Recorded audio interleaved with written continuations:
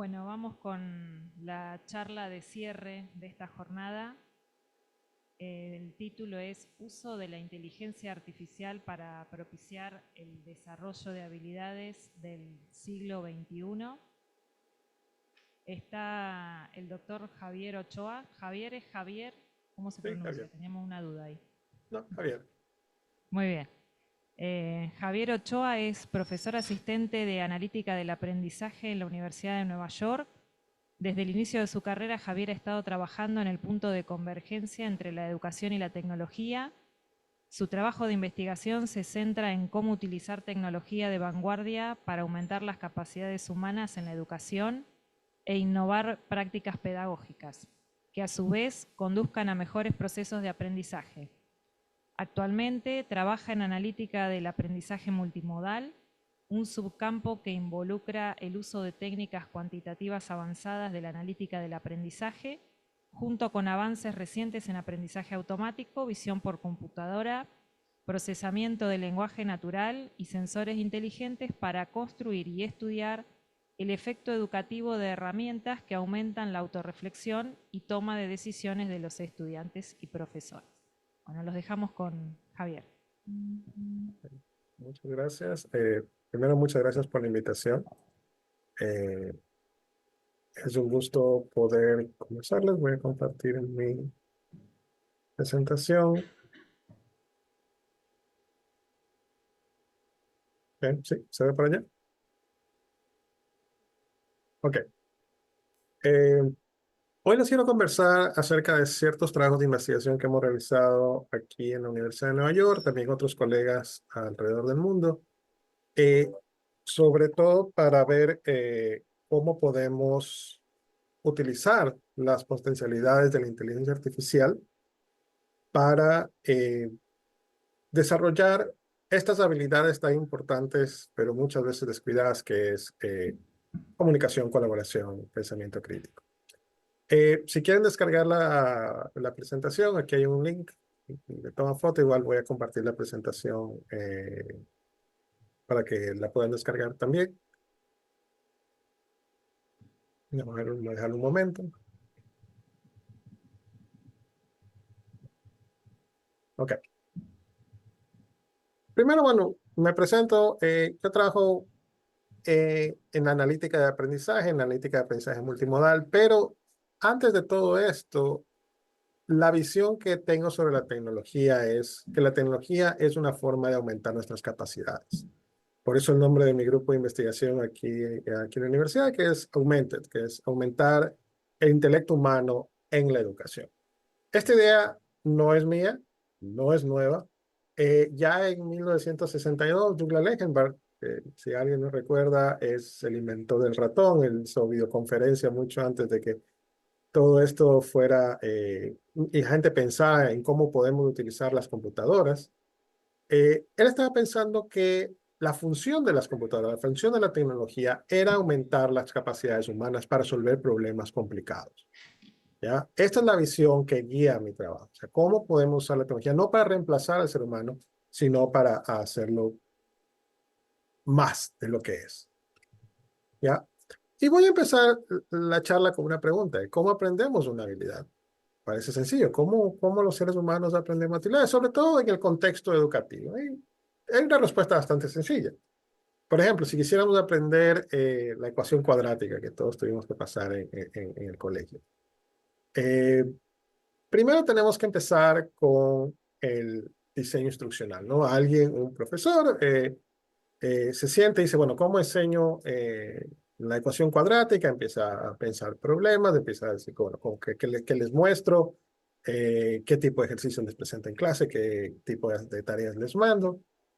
Después viene la parte de la enseñanza. Ese profesor, frente a los estudiantes, o la tecnología nueva, puede ser un video, eh, puede ser tutorías, cualquier tipo de acercamiento al aprendizaje se puede usar aquí. Transmitimos esta información para que los estudiantes la conozcan. De ahí viene la parte importante: el estudiante tiene que practicar. O sea, no sirve solamente lo que le dice el profesor, el estudiante tiene que hacer ejercicios sobre la ecuación cuadrática. También todos recordamos nuestras tareas en nuestras casas resolviendo ecuaciones cuadráticas. En algún momento estas tareas o una evaluación se realiza para medir si es que el estudiante en efecto está desarrollando la habilidad de resolver ecuaciones cuadráticas. ¿Ya? Recibe una nota, tal vez recibe cierta reorientación del profesor y reflexiona, bueno, estoy en camino de lograr la habilidad, tengo una buena nota, básicamente es lo que muchos estudiantes a la reflexión se concentra en eso. Obtuve una buena nota en ecuación cuadrática, sí, bueno, no hay problema, paso a lo siguiente, no, parece que tengo que estudiar esto más. Y por último, a través de la repetición de este proceso, esperamos que se logre esta mejora, que el estudiante llegue a desarrollar esta habilidad. Entonces pasamos por este ciclo de alguien pensó en cómo enseñarlo, alguien lo enseñó, el estudiante lo practicó, recibió retroalimentación, reflexionó sobre esta retroalimentación y a través de este ciclo llega a una mejora. Esto también tiene un nombre, esto se llama práctica deliberada. Y de nuevo, no es solamente se aplica en educación, se aplica cuando aprendemos a jugar tenis. Nadie aprende a jugar tenis, lo pone en una cancha y le dice, bueno, juegue con esta otra persona. No, lo primero es, a ver, vamos a primero a desarrollar la habilidad de golpear la bola con la mano izquierda, con la mano derecha. Ahora, entonces, primero tiene que aprender las habilidades básicas antes de poder incluso hacer el primer partido.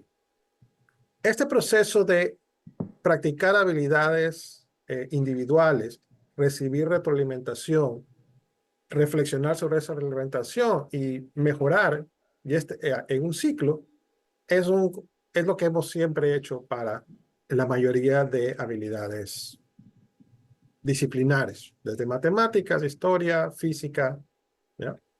Pero ¿qué pasa con estas otras habilidades? Con las habilidades del siglo XXI, con comunicación, colaboración. ¿Cómo aprendemos a colaborar? ¿Qué profesor nos enseñó a colaborar? ¿Qué profesor diseñó un plan de estudio para colaboración? ¿Qué profesor nos dio retroalimentación sobre nuestra forma de colaborar y sobre todo sobre ciertas habilidades particulares de colaboración? ¿Cuándo reflexionamos sobre la colaboración? Y la respuesta, bueno, la puedo decir para mí, pero me imagino que para muchos de ustedes, nunca. ¿Cómo aprendimos a colaborar? Colaborando. Nos sentaron en grupos con otras personas, dijeron, resuelvan este problema, y desde pequeños empezamos a hacerlo. Simplemente colaboramos y aprendimos a colaborar como aprendimos a caminar. Prueba y error. Eh, Lastimosamente caminar lo aprendimos muy bien porque había una retroalimentación muy fuerte que era caerse al piso, pero para colaboración no hay el mismo nivel de retroalimentación natural. Colaboramos y no sabemos si lo hicimos bien o hicimos mal. Lo único que se evalúa es tal vez el trabajo final del grupo.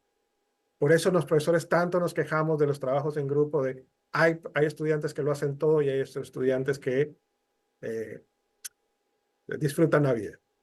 ¿Ya? ¿Por qué? Porque hay muy poca retroalimentación.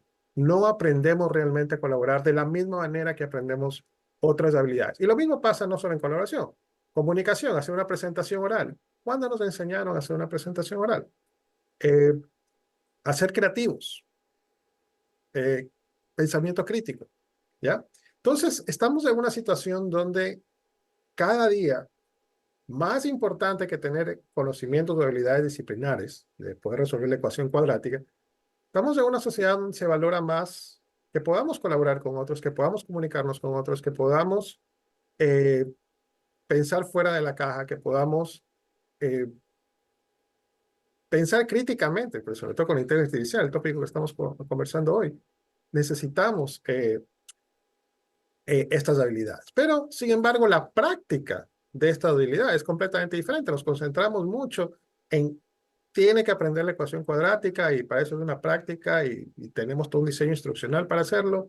Las habilidades transversales se aprenden por exposición. No tenemos realmente una metodología, ni siquiera un plan para el desarrollo de estas habilidades. Eso es un poco el problema, ¿ya? Pero, ¿por qué se da este problema? ¿Que simplemente nos olvidamos que hacerlo? ¿Por qué la mayoría de las habilidades transversales no son enseñadas de la misma manera que las habilidades disciplinares? ¿Ya? ¿Por qué no enseñamos comunicación, colaboración, pensamiento crítico, creatividad?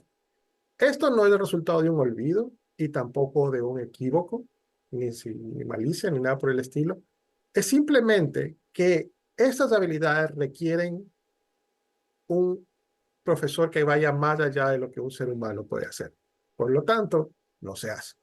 ¿Qué es lo que un ser humano puede hacer? Imagínense colaboración. Yo tengo un grupo de estudiantes en clase, están colaborando, digamos, imaginemos unos 4 o 5 grupos en clase. Yo como profesor tendría que monitorear el proceso de cada estudiante en particular al mismo tiempo. Imposible para un ser humano. No podemos estar en varios lugares al mismo tiempo. E incluso si voy rotando, es muy difícil que tenga la capacidad de memorizar todo lo que está pasando en la clase con todos los estudiantes. Segundo, el profesor debe proveer retroalimentación detallada, no simplemente, colaboraste bien o colaboraste mal, tiene que ser muy específico. En este momento, tú le contestaste así a tal persona, esa no es la forma de contestarle, tienes que contestar de esta otra manera. O si tuviera un conflicto que se refiere a tanto, lo hubieran resuelto de esta manera, no de esta otra manera. Ese tipo de retroalimentación tan detallada no es posible, de nuevo, en un ambiente de aula. Y no solo el profesor, los estudiantes también tienen problemas en asimilar esa retroalimentación, porque tienen que pensar sobre lo que hice, pero mientras lo estaban haciendo, estaban completamente concentrados en solucionar el problema. No se acuerdan lo que dijeron, no se acuerdan qué le respondieron al otro estudiante, ¿ya? Entonces, ¿cómo pueden reflexionar sobre lo que no recuerdan? Y más allá de eso, los estudiantes no tienen ninguna forma de saber si están mejorando o no. No hay una medición constante, no hay una forma en que ellos puedan hacer una retrospección tan profunda que puedan decir, estoy mejor que el año pasado. ¿Ya? Simplemente eso no hacemos. Entonces la pregunta, si conectamos con lo que dije al principio, la tecnología está aquí para ayudarnos a hacer más, a aumentarnos.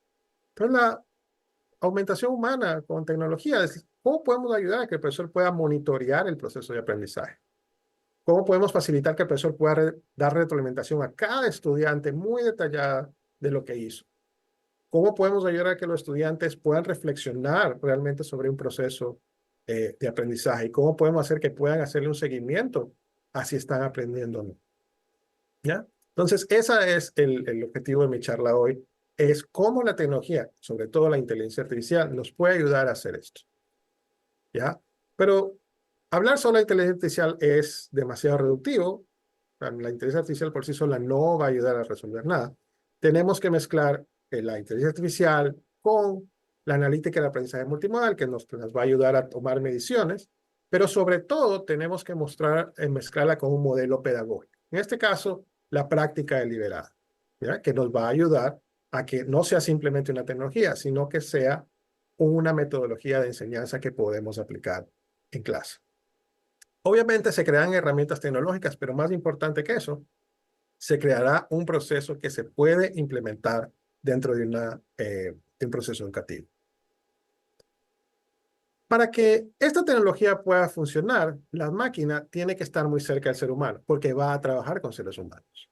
¿Esto qué quiere decir? Que la máquina tiene que sensar como un ser humano, tiene que percibir como un ser humano, no tiene que pensar como un ser humano. Todavía en esa parte los seres humanos lo podemos hacer mejor. No es la máquina la que me tiene que decir a qué estudiante le tengo que dar retroalimentación, no es la máquina la que me tiene que decir qué retroalimentación necesariamente es la que tengo que dar, y no necesariamente es la máquina quien le va a decir al estudiante qué es lo que tiene que hacer. ¿Ya?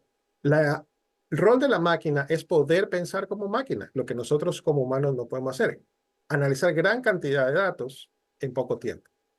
Y por último, la máquina tiene que comunicar su información de vuelta, no como máquina, sino como ser humano, de una forma en que los humanos podamos entender fácilmente dentro del proceso educativo. Un poco voy a hablar de cada uno de estos. ¿Cómo podemos hacer que la máquina pueda sensar como, no percibir, pero ver, sentir como un ser humano? Afortunadamente, en los últimos años se han desarrollado una cantidad enorme de sensores que nos permiten capturar el mundo de una manera multimodal, tal cual nosotros lo hacemos. Tenemos ojos, tenemos oídos, tenemos nariz, tenemos boca. Ya, todos estos sentidos nos permiten comunicarnos con otros, sobre todo la vista y el oído. Ya, no es solamente lo que la persona dice, es cómo lo dice, cómo se veía su cara, cómo se veía su postura, todo lo que es el lenguaje corporal. Nosotros los seres humanos lo leemos. La computadora también debe ser capaz de leer el lenguaje corporal. ¿Ya? Y más allá de solamente leer el lenguaje corporal, tiene que entender qué significa. Eso significa percibir. Por ejemplo, tengo esta imagen, tengo un video. ¿Cuáles son las caras? ¿Están sonriendo? ¿Están tristes? ¿Qué tipo de expresión facial tienen? ¿Ya? Las máquinas deben saber o deben poder extraer información de estos flujos de video o de audio. Tienen que calcular como máquinas. Por ejemplo, este es el resultado de un trabajo que hicimos, donde tomamos miles de posturas que los estudiantes hacían durante presentaciones orales, y la máquina cogió todas esas posturas y las clasificó en grupos, diciendo, estas son posturas se deben hacer, o sea, están recomendadas, estas son posturas que no están recomendadas. Por ejemplo, cruzar los brazos no está recomendado, mientras exponer o gesticular mientras se habla, es recomendado siempre que no sea exagerado. Entonces, esto es lo que puede hacer la máquina, cosa que un ser humano difícilmente lo puede hacer. ¿Ya? Y por último, comunicarse con humanos. Tal vez esta imagen no dice, bueno, ¿y dónde está la computadora? ¿Dónde está la tecnología? No sé si se nota, pero hay unas pequeñas lucecitas encima de los escritorios. Esto es un sistema que se desarrolló a Pierre Dillenburg en Suiza ya hace bastantes años, donde estas lucecitas básicamente medían el tiempo, eran básicamente un cronómetro, el tiempo que los estudiantes se demoraban en resolver un problema, y que los estudiantes la golpeaban y cambiaban de problema al siguiente. Entonces el profesor podía desde enfrente del aula monitorear lo que todos hacen. Esto no es inteligencia artificial, obviamente la podemos potenciar con inteligencia artificial, pero lo importante es que se funde en el aula. No es, oh, tengo que ir a una computadora a ver qué están haciendo mis estudiantes. No, estoy viendo a mis estudiantes y en el momento que estoy viendo a mis estudiantes estoy viendo estas luces, estos pequeños indicadores que me dicen cómo está todo. ¿Ya? Entonces tenemos que irnos más allá de la pantalla de la computadora, cómo llevar esto a que sea más natural. Entonces, ¿cómo hacemos esto? Precisamente las tecnologías recientes, los sensores, el procesamiento masivo de datos, la inteligencia artificial, nos permiten hacer esto, que la computadora pueda sentir, pueda percibir, pueda comunicarse con nosotros de una mejor manera.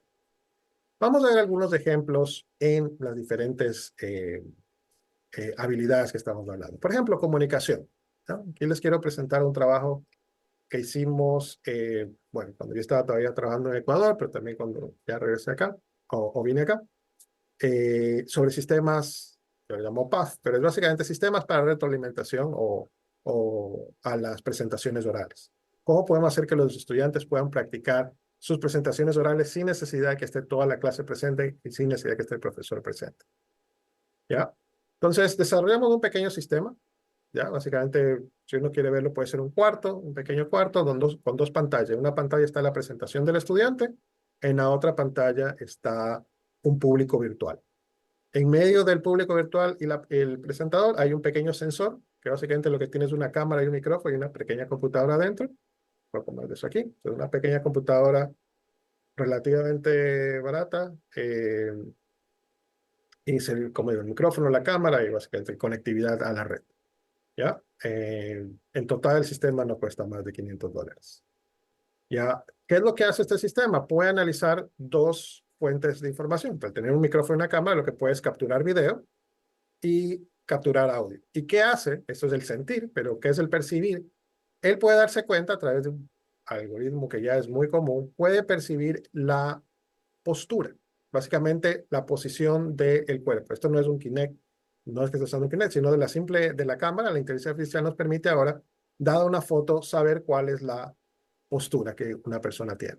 Entonces, si puedo saber cómo son la posición de las articulaciones de la persona, puedo percibir si la persona está cruzando los brazos, si los tiene abiertos, si está gesticulando o no está gesticulando, si está mirando al frente, si está mirando hacia las diapositivas.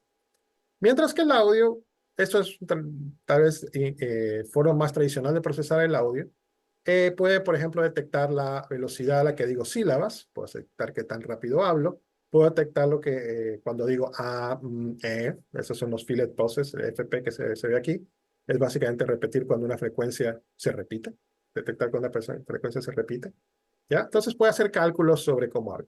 Pero una cosa que estamos hablando, el momento en que ya tengo información, y eso les voy a mostrar un ejemplo en un momento, que tengo información de lo que está diciendo el individuo, puedo también usar, por ejemplo, un modelo de lenguaje para detectar, por ejemplo, el tono en que está hablando. No solamente tono vocal, sino el tono de sentimiento con que habla. Está hablando de manera eh, apasionada, está hablando aburrido, está hablando para convencer, ¿ya? Entonces, todo eso se puede hacer simplemente con estas dos fuentes de información que es el video y el audio. Entonces, ¿qué hacemos con esa información? Pues la persona se para enfrente, hace una presentación de 5 minutos enfrente de esta máquina y recibe un reporte. Este es el reporte que vemos aquí, que le dice, bueno, tú eh, estás mirando al público, la postura que tienes es más o menos, el volumen de tu voz es alto, la velocidad con que hablas está bien, no usas estas muletillas que le decimos en Ecuador, un A, y analiza también las presentaciones. Por ejemplo, y aquí el estudiante se puede ver lo que les decía, cómo el estudiante puede recordar lo que hizo. En ese momento estaba concentrado en presentar. ¿Quién recuerda exactamente cómo presentó? Aquí puede ver un video, una grabación de sí mismo y si quiere ver, a ver, estaba con las manos, ya, puedo dar clic y verme con las manos cerradas.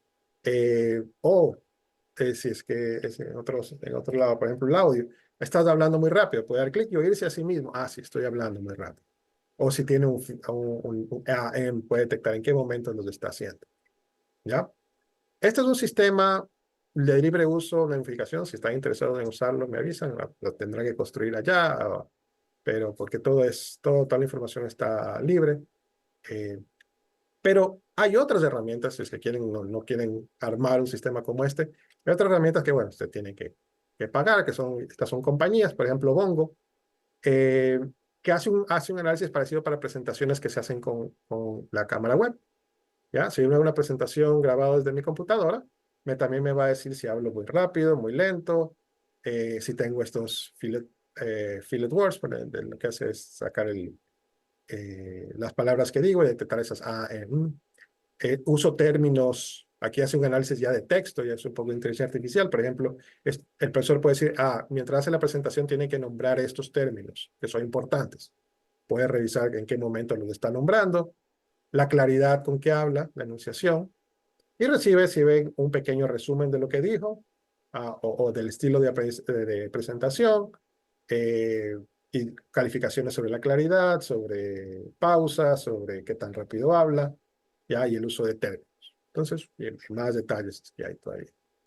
Otra aplicación, si uno ya quiere ser más sofisticado, hay un sistema de realidad virtual, pero la misma idea. Uno se pone esa realidad virtual, le pone una audiencia virtual y uno hace su presentación y recibe una retroalimentación si es que hizo contacto visual con las personas, si es que usó estas muletillas, si es que qué tan rápido hablaba, el volumen y el lenguaje corporal, básicamente gesticulación. Entonces vemos, este es un problema que ya, o sea, no es que lo hicimos nosotros y solamente nosotros lo tenemos, es ya varios lugares están implementándolo en aplicaciones. Eso quiere decir que ya hay una forma de desarrollar, en este caso, las habilidades de presentación oral, utilizando inteligencia artificial, de una manera que no sobrecargue al profesor, porque el gran problema de esto era, si un profesor tiene que darle retroalimentación a cada estudiante de cómo presenta, se le va a su clase, ¿ya? Y imagínense que cuántas veces tiene que presentar un estudiante para volverse bueno para poder mejorar. Muchas. No hay una audiencia que va a aguantar a una persona que esté presentando lo mismo y lo mismo cada vez. Incluso con evaluación entre pares es complicado. Esta es una alternativa que permite que podamos practicar y desarrollar habilidades concretas de manera fácil. Otro ejemplo, colaboración. Vámonos a otra habilidad. Aquí también hemos desarrollado un pequeño sistema que se llama Cliff, que la idea es que permita el análisis de colaboración alrededor de una mesa. ¿Ya? Para esto también desarrollamos un pequeño sensor, ahí atrás, que lo que hace es con un Raspberry Pi, un micrófono direccional que detecta de dónde viene, una pequeña camarita de $20, una batería, puede detectar estas tres señales. Puede detectar o graba video 360, o sea, no 360, 360 alrededor de la mesa. Tiene audio, utiliza los micrófonos para grabar audio de mejor calidad, porque usa beamforming. Y sabe, como utiliza varios micrófonos, puede detectar de dónde viene el sonido. Así como con dos oídos podemos detectar de dónde viene un sonido. Lo mismo, aquí con 4 micrófonos puede detectar básicamente de dónde viene el sonido, por lo tanto, quién está hablando. Y podemos extraer la misma información, podemos sacar cuál es la postura de cada individuo, ¿ya? La expresión facial, podemos detectar quién está hablando, podemos hacer qué está diciendo. Por ejemplo, ahorita con el sistema Whisper que lo sacó OpenAI, gratis, cualquier persona lo puede usar, se pueden crear transcripciones de cualquier tipo de audio, les digo, con mejor calidad de lo que yo podría hacer, ¿ya? Ya en eso ya llegaron a casi nivel humano de transcripción. No, no casi, creo que han superado ya el nivel humano de transcripción. Hace 5 o 6 años era todavía un problema obtener una buena transcripción de un archivo de audio. Y podemos empezar a hacer cosas interesantes una vez que tenemos estas extracciones básicas. Por ejemplo, si sé para dónde está mirando cada persona y sé dónde está cada persona, puedo decidir, por ejemplo, que esta persona de aquí está viendo acá. La persona verde, esta persona aquí está viendo hacia acá. La persona en azul está viendo hacia acá. La persona en rojo está viendo hacia acá. ¿Ya? Entonces, puedo empezar a hacer análisis interesantes de quién habla con quién habla cuándo. Este es el sensor que se usa. Y esta es un poco la retroalimentación que se provee. Por ejemplo, podemos saber fácilmente cuánto tiempo habla cada persona, quién le responde a quién, ¿ya? Eh, ya, por ejemplo, y esto queremos retroalimentarlo, no simplemente analizarlo, sino retroalimentarlo y retroalimentarlo de manera natural. Por ejemplo, creamos otro sensor que lo que hace es también medir lo mismo, pero muestra la información de cuánto uno está hablando en una pantalla, básicamente unas luces que tiene alrededor. Entonces, alrededor de la mesa, si ven, tiene unos cuadraditos, indican la cantidad de tiempo que las personas están hablando. Entonces, inmediatamente podemos practicar el poder. La idea es autorregular nuestra participación. Tan complicado que hay personas que se extienden demasiado, hay personas que no hablan en un grupo. Esto nos permite, este sistema, básicamente lo que ven en azul, es un sistema que toma cuánto hablo y lo traduce en una luz que la ve inmediatamente. ¿Ya? Y ahí está ya lo que te pasa dentro de la cabeza del individuo que tiene que ver esta luz, tiene que reflexionar sobre su significado, tiene que tomar una decisión. Voy a hablar más, voy a hablar menos, cómo hablo más, cómo hablo menos, y mejorar su cambio. Esto es lo que tratamos de cambiar en el individuo, esta es la habilidad que tratamos de cambiar. Pero básicamente este sistema es lo que le da la retroalimentación para que pueda darse cuenta, pueda reflexionar y pueda hacer un cambio. De nuevo, no es la única herramienta que hace esto. Hay otras. SomeSense también es una universidad australiana que la desarrolló, que es para Zoom, ¿ya? Que puede hacer lo mismo, que muestra gráficas de. Esto también fue un trabajo que hicimos en Ecuador con la gente de Ecuador, mientras estaba acá, que medía, por ejemplo, le daba la retroalimentación a cada estudiante sobre su actividad, ¿ya? Fue durante la pandemia, entonces era solamente a través de Zoom, ¿ya? Y hay cosas que están haciendo, por ejemplo, un mexicano, Roberto Martínez Maldonado, que ahorita está en la Universidad de Monash, en Australia, también. Él trabaja con estudiantes de enfermería. Él coloca también sensores, mide lo que está pasando en un ambiente colaborativo, pero colaborativo de mucha presión, y hace análisis, por ejemplo, de dónde está parada la gente, ¿ya? Por ejemplo, una enfermera tiene que colocarse en diferentes lugares de la cama alrededor del paciente para ser efectiva, muy efectivo. Pueden ver quién hablaba, cuándo hablaban, qué hicieron, ¿ya? Y esto permite que a un profesor, esto no es que simplemente van los estudiantes, hacen su práctica y les dan este reporte. No, el profesor se sienta con ellos y el profesor usa estos diagramas para dar retroalimentación. Recordemos, la tecnología para aumentar la capacidad del profesor, decirle, mira, aquí sucedió un evento y tú te demoraste 5 minutos en responder. Esto lo tienes que hacer mejor. O si vieron que aquí pasó esto, pero esta persona estaba en el otro lado y tuvo que, ya. Entonces puede utilizar esta información para mejorar la retroalimentación, dar retroalimentación mucho más detallada. Recuerden que estas prácticas son como de 2 horas. ¿Quién puede recordar qué hicieron en 2 horas? Entonces, y sobre todo con el nivel de presión que tienen en ese momento. ¿Ya? Entonces, esto les ayuda a reflexionar sobre su práctica, su trabajo en grupo. ¿Ya? Estos sistemas no están tan desarrollados, todavía son del área de investigación. No es que yo pueda comprar un producto en este momento que analice colaboración, pero en eso estamos, tratando de ver qué habilidades. Si ustedes ven, casi todos, estas son un poco una lista de las habilidades de colaboración que se pueden desarrollar. La mayoría de estos sistemas obviamente se centran en participación, porque es lo que más fácilmente se mide. Sí, básicamente es participación y monitorear el progreso del grupo. Ya, reflexión, pero hay mucho menos sobre, por ejemplo, negociación y argumentación. No hay sistemas que traten de medir esto. ¿Por qué? Porque es más complicado. Pero precisamente aquí viene la inteligencia artificial. ¿Por qué no hacemos esto? Porque no hay un sensor que mida esto. La inteligencia artificial se está volviendo el sensor que puede medir estas cosas, que puede medir si hay una negociación.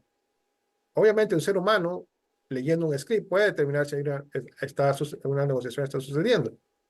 No había forma automática de hacerlo. Ahora con la inteligencia artificial, con los modelos de lenguaje, podemos empezar a decir, detecta en este transcript en qué momentos hay una negociación y realmente lo hace correctamente. Creatividad, una cosa que uno diría, ¿cómo desarrollamos creatividad? Aquí, esto sí no es mi trabajo, aquí estoy básicamente tomando el trabajo de una nueva colega mía, Safina Ali, que se nos une como profesora aquí en el próximo enero.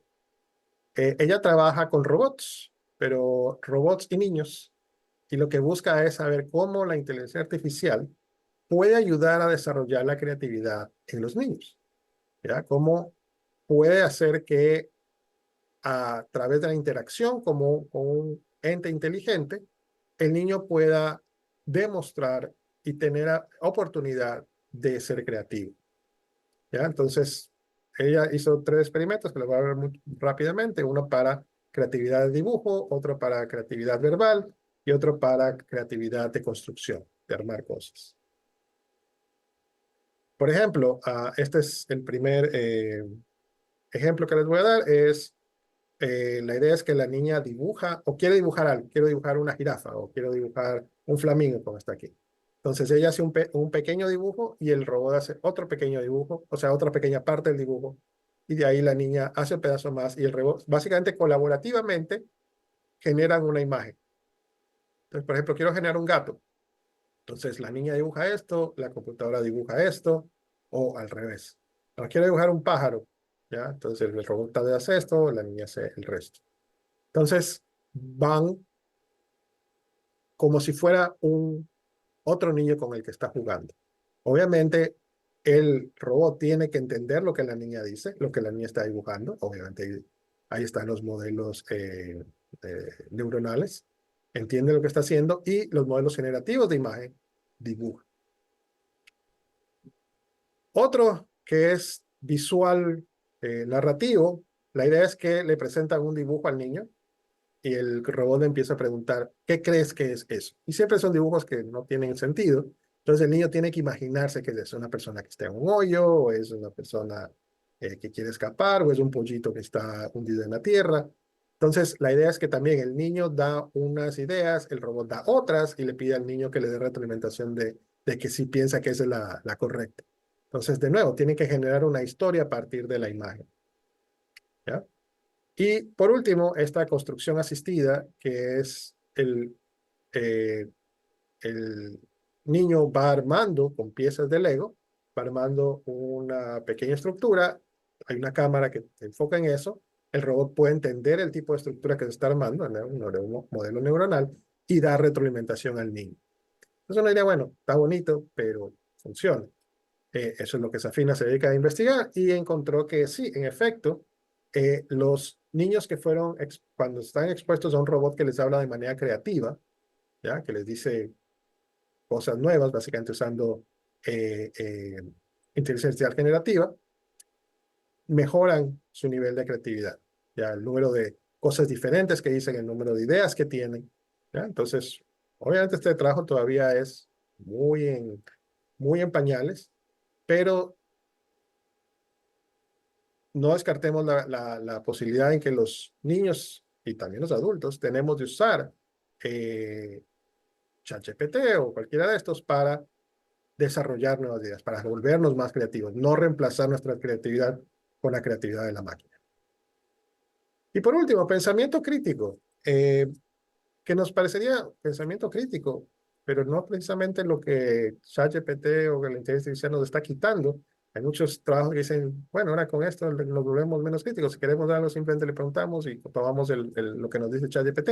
Los estudiantes se vuelven menos críticos todavía. Bueno, siempre podemos ver el lado negativo de las cosas, pero en realidad eh,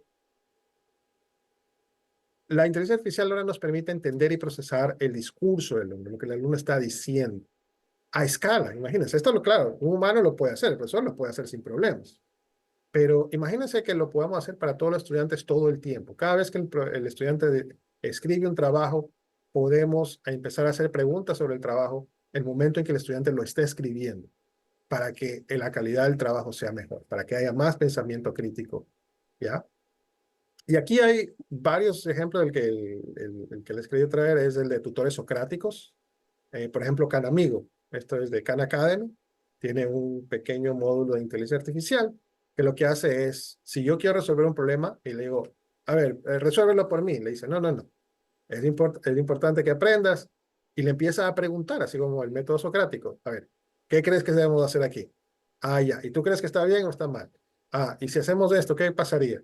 Ya, entonces empieza a hacerle preguntas. En vez de darle la respuesta al niño, empieza a hacerle preguntas al niño. ¿Ya? Entonces, así como puede ser para niños, puede ser para un adulto. En vez de darle la solución a lo que está buscando, podemos programar a la IA generativa para que solo conteste con preguntas que permitan a la persona llegar a la respuesta, pero sin darle la respuesta.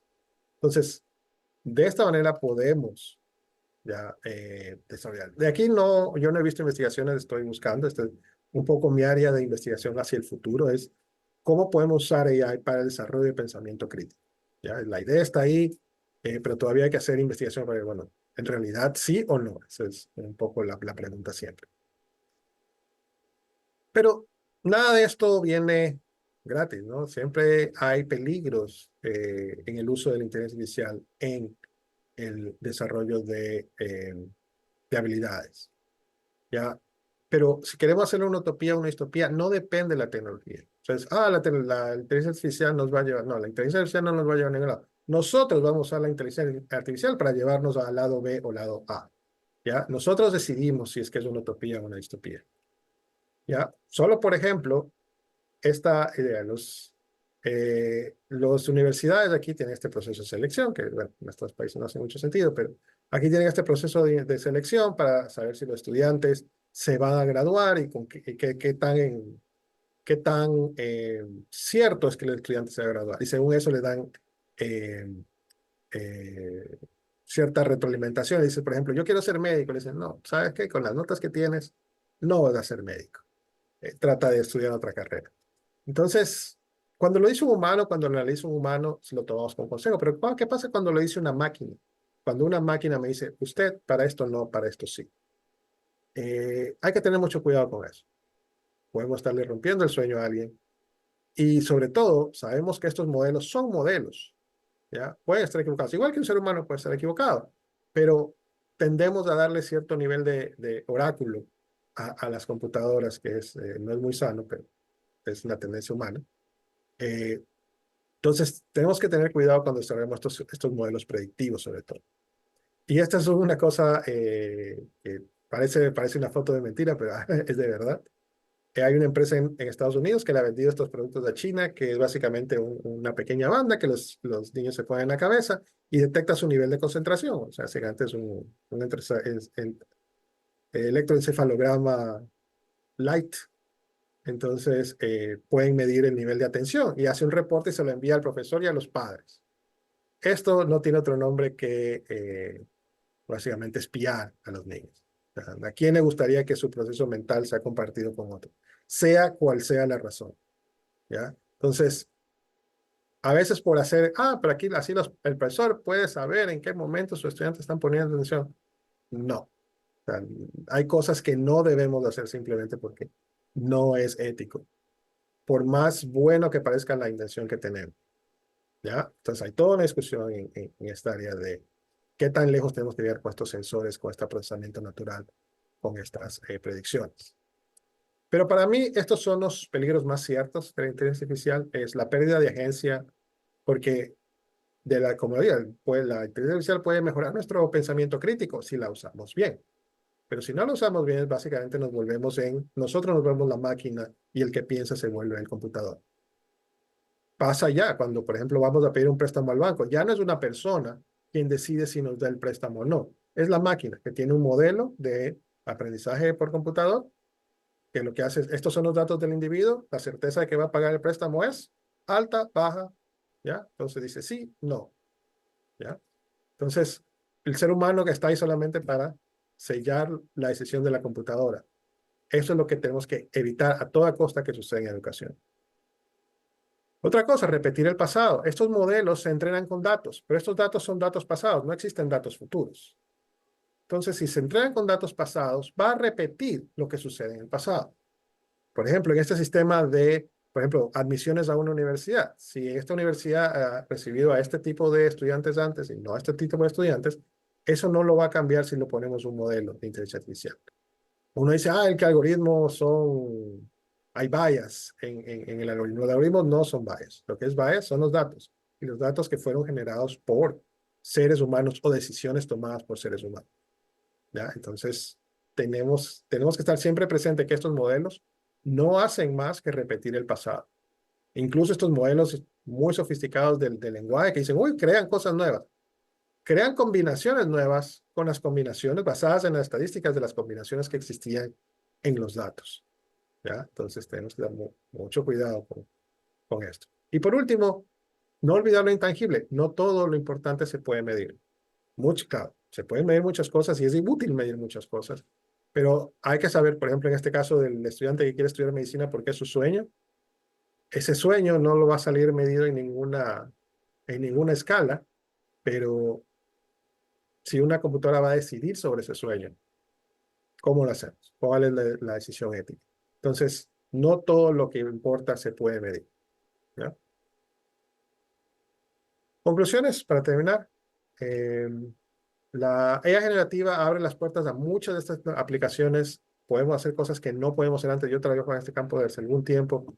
Y si hace 10 años me hubieran dicho, vas a ser capaz de entender lo que un estudiante dice y poderle hacer preguntas sobre lo que dijo de manera automática, él está loco, ¿no? El estado del procesamiento de texto no está ahí. Pero, ¿vieron? En los últimos años está ahí. Podemos usarlo gratis muchas veces en nuestra propia computadora. ¿Ya? Lo más importante de la inteligencia artificial en educación no es la inteligencia artificial. La inteligencia artificial va a estar ahí, hay tecnología, la podemos usar. Lo importante es la pedagogía, cómo la usamos para enseñar. Entonces, de quienes vean con soluciones tecnológicas, dicen, esta tecnología va a solucionar. La tecnología por sí misma no va a solucionar nada. El modelo pedagógico en el que insertemos esa tecnología va a ser quien decida si es que algo funciona o no. ¿Ya? Tenemos que tener ciencia. Tienen que preguntar, ok, muy bonita su tecnología, pero ¿cómo se implementa en el aula? ¿Con qué teorías educativas están detrás de esto? ¿Ya? Es lo primero que tenemos que preguntar, porque la tecnología por sí misma, de nuevo, no hace nada. Y otra cosa, no dejemos que las compañías, si vieron Bongo, esos nombres que les mostré, no dejemos que ellos determinen cuál es el path, el camino que va a seguir la inteligencia artificial en la educación. Seamos la academia quien dicte, estas son buenas prácticas, y para hacer esas buenas prácticas las tenemos que hacer nosotros. Tenemos que experimentar, ¿ya? ¿Cuál es la mejor manera de utilizar la tecnología en ciertos aspectos? No sabemos, ¿ya? Y la última es, empecemos ya. El futuro ya está aquí. No hay que esperar a que estas tecnologías vengan. Ya están entre nosotros y tenemos que aprovecharlas. ¿Ok? Eso es todo. Muchas gracias de nuevo por la invitación.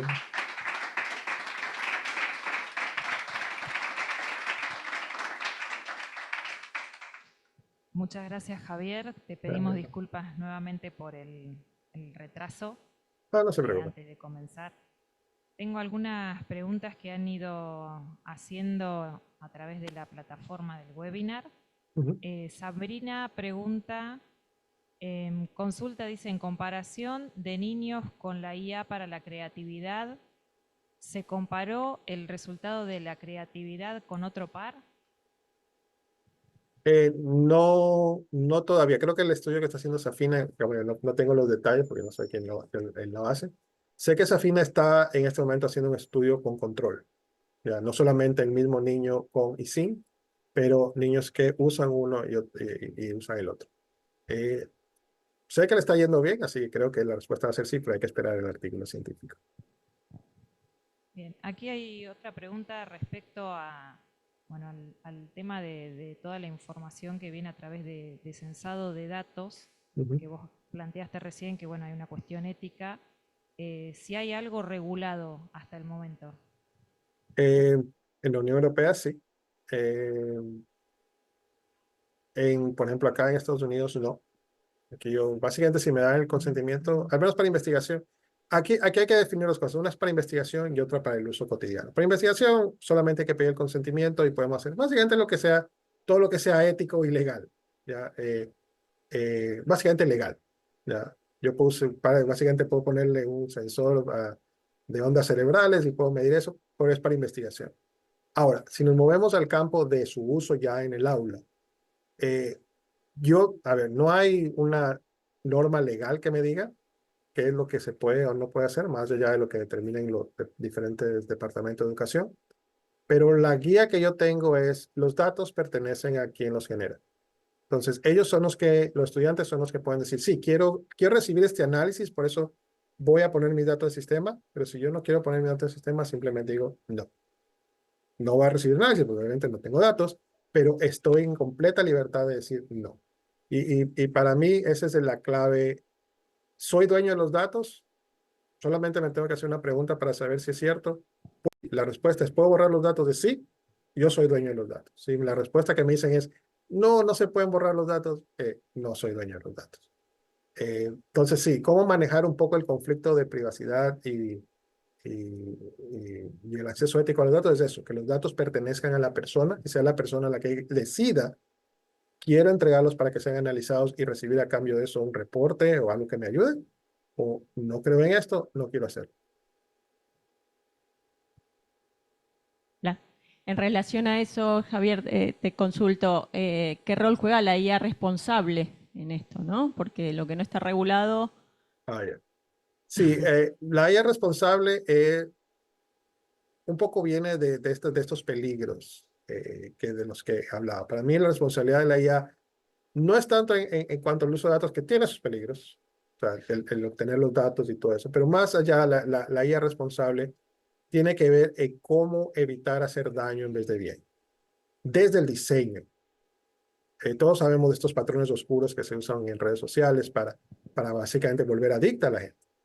La inteligencia artificial podemos también tener estos mismos patrones oscuros para hacer que la gente se comporte de cierta manera si lo queremos. Para mí la IA responsable va por el hecho de que tener al ser humano en el centro. ¿Cuál es el beneficio para el ser humano? Si no hay beneficio para él, no. Ya. Perfecto. ¿Una pregunta del público? Allá. Sí, Javier, buenas noches. Muchas gracias por tu conferencia. La verdad que es súper interesante.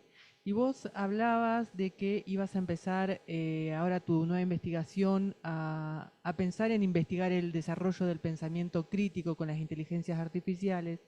Y bueno, nosotros como investigadores en nuestro núcleo estamos, y en colaboración con el otro núcleo, estamos trabajando en el uso de las inteligencias artificiales para resolver problemas complejos de matemática y mostrando y trabajando con los profesores en formación y en formación continua para hacer un análisis crítico de las respuestas porque están mal. La mayoría de las respuestas que brindan los chatbots están mal. Entonces nosotros trabajamos en que ellos reflexionen acerca de cómo responden las inteligencias artificiales, qué cuidado hay que tener. Por un momento yo pensaba, bueno, eso es desarrollar el pensamiento crítico, pero me parece que vos estás hablando de otra cosa. ¿Puede ser? Eh, Está conectado, no es exactamente, las habilidades de pensamiento crítico son desarrollar, no el que puedan, eh, lo que me está hablando es un problema específico que es, dado una respuesta que me da inteligencia artificial, ¿cómo hago para detectar si está mal o cómo hago para corregirlo? Por ahí se empieza, pero hay el siguiente nivel, que es la habilidad como tal, la que es transferible a otros dominios, ya, que va conectado por ahí. O sea, aprendemos a no confiar en inteligencia artificial, es una habilidad transferible a otros lados.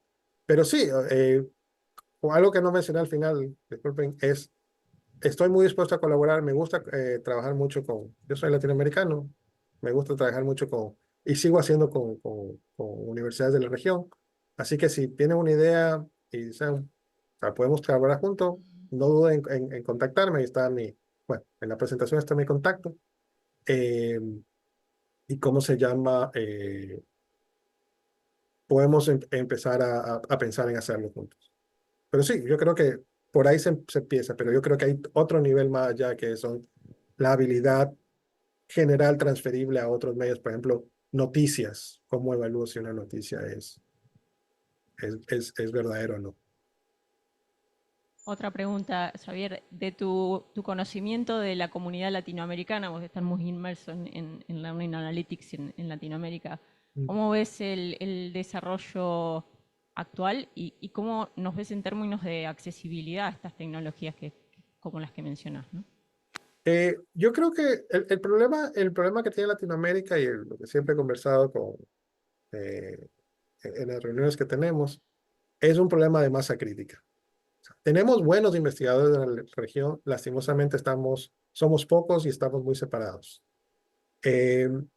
Acerca de accesibilidad, no es un problema como otras cosas. Yo creo que precisamente el desarrollo tecnológico ha permitido que todos estos equipos de los que les estoy hablando para capturar son relativamente baratos. O sea, si estamos hablando de un proyecto de investigación, no estamos hablando de una escuelita pequeña, pero si estamos hablando de una universidad con proyecto de investigación, estos equipos no están fuera del rango de lo que podemos hacer. ¿Estas inteligencias artificiales pueden correr en computadores normales? Sí. Si yo quiero generar el modelo enorme de última generación, claro, necesito ser Google o Microsoft, pero muchas de estas cosas están al alcance de poder ser usadas y poder ser desarrolladas en Latinoamérica.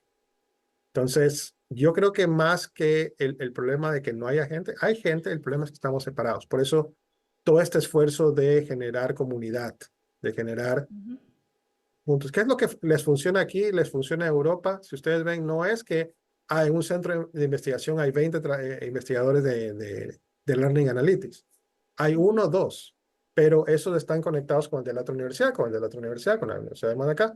Entonces, al momento de presentar un proyecto, ya tenemos 10, 15 investigadores en el área.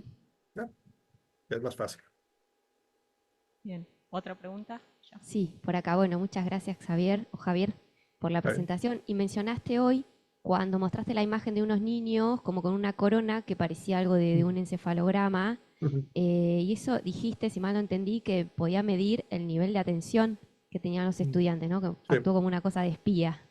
Y mi pregunta es si eso fue un proyecto, si fue algo de una clase que se realizó, si la intención era justamente medir el impacto de algún recurso en términos de niveles de atención. No, ese es lo problemático. Si eso fuera una investigación que se realizó, claro, por eso la diferencia entre la investigación y el aula, ¿no? La investigación, eso es permitido, normal y hasta deseable, en que veamos qué señales del ser humano pueden indicar algo. Eso que les mostré es una compañía que desarrollaba y se lo vendía a escuelas para que las escuelas se lo pongan a sus estudiantes y generen un reporte para el profesor y los padres. O sea, no era un proyecto de investigación. De ahí lo problemático. Claro, porque estamos trabajando también en un proyecto que tiene que ver un poco con eso, con ciertas actividades matemáticas, cuáles podrían o no favorecer, digamos, esos niveles de atención. Entonces, como que, bueno, lo pensé desde ese lugar de tal vez medir qué actividades, qué situaciones o qué recursos podrían, pero no, fue como un informe a padres y a... Claro, No no, fue o en el sea, marco de un proyecto. claro, si un investigador lo hace, lo hacemos precisamente por desarrollar este conocimiento, Claro. pero ya ponérselo todos los días a un niño no creo que sea la mejor cosa. Bueno, muchas gracias. Bueno, no sé si hay más preguntas. Si no... Creo que hay más, pero estamos por el cierre del aula. Estamos, sí. Nos van a cerrar adentro, Javier. Disculpa que la demora y te agradecemos infinitamente y bueno, también esta intención de formar redes, así que acá estamos todos conectados y seguramente la gente tendrá tu contacto con esa idea. Muchísimas gracias por tu charla y por compartir todo tu conocimiento hoy. No, de nuevo, gracias Manuela por la invitación. Gracias a todos.